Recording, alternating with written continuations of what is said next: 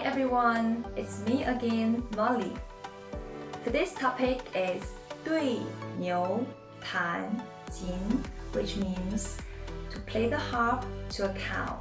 Are you ready? Now let's begin. 对牛弹琴 is used by Chinese people to describe someone who is explaining something complicated to a fool. Or sometimes this idiom is used to describe a person who is trying to tell something to a wrong audience. In English, people sometimes joke around by sarcastically saying whistle jigs to milestone or cut pros before swine to mean 对牛弹琴. During the Warring States period, there was a musician named Gongmíng Yi who played musical instruments very well. There were a great number of people fond of listening to him and who respected him greatly. One day, Gongming Yi saw a cow when he was relaxing in the countryside.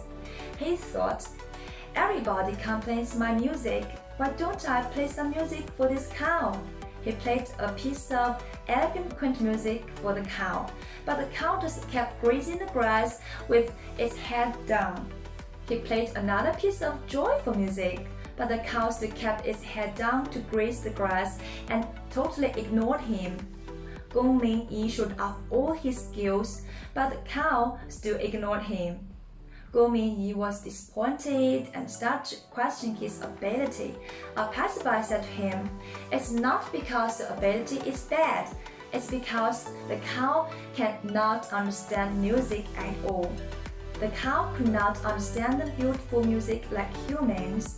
The spunky musician tried his best to play for the cow, but it was like trying to tell something to somebody who can hardly understand. The idiom 对牛弹琴 is used to describe this sort of situation or kind of person. Okay, that's all about this idiom. If you like it, you can remember 对牛弹琴. Now, please read with me. 对牛弹琴. Today's teaching is over.